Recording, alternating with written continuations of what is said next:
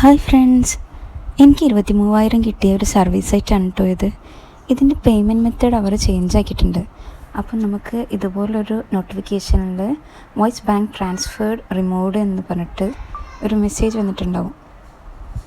അപ്പോൾ നമ്മൾ payment method change ആക്കി കൊടുക്കേണ്ടതുണ്ട്. അതിന് നമ്മൾ പേയ്മെൻറ്റ് മെത്തേഡ് എടുത്തിട്ട് അവിടെ UPI payment and bank transfer എന്ന് കൊടുക്കണം. എന്നിട്ട് നമ്മുടെ മൊബൈൽ നമ്പർ ടൈപ്പ് ചെയ്ത് കൊടുത്തിട്ട് അവിടെ അപ്ഡേറ്റ് പേയ്മെൻറ്റ് കൊടുക്കണം.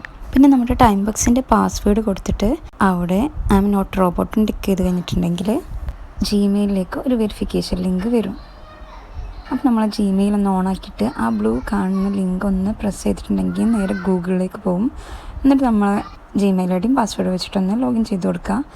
എന്നിട്ട് നമ്മൾ ഒന്നും കൂടി സെറ്റിങ്സിൽ പോയിട്ട് അവിടെ പേയ്മെൻറ്റ് മെത്തേഡിൽ നോക്കിയിട്ടുണ്ടെങ്കിൽ നമ്മുടെ UPI ആൻഡ് ബാങ്ക് ട്രാൻസ്ഫറും നമ്മുടെ മൊബൈൽ നമ്പർ അവിടെ വന്ന് കിടക്കുന്നത് കാണുന്നുണ്ടാവും.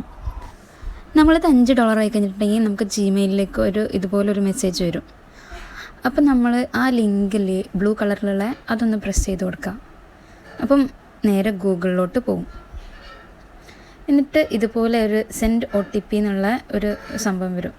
അപ്പോൾ നമ്മൾ നമ്മുടെ ജിമെയിലിലേക്ക് ഒരു OTP വരും. അതൊന്ന് നമ്മൾ ഇവിടെ ടൈപ്പ് ചെയ്ത് കൊടുക്കണം.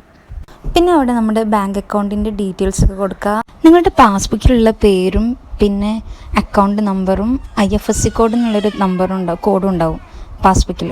അതൊന്ന് അവിടെ ടൈപ്പ് ചെയ്ത് കൊടുക്കുക. ഇനി നിങ്ങൾക്ക് ഗൂഗിൾ പേയോ ഫോൺ പേയോ അങ്ങനെ എന്തെങ്കിലുമാണ് കൊടുക്കേണ്ടതെന്നുണ്ടെങ്കിൽ അവിടെ UPI സെലക്ട് ചെയ്യുക.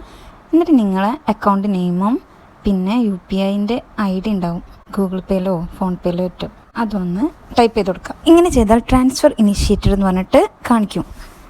നമ്മൾ ഇത്രയും ചെയ്ത് കഴിഞ്ഞിട്ടുണ്ടെങ്കിൽ നമുക്ക് ജിമെയിലിലേക്ക് ഒരു മെയിൽ വരും. നമുക്ക് എത്ര പൈസയാണോ കിട്ടാനുള്ളത് അത് കിട്ടിയെന്ന് പറഞ്ഞിട്ട്.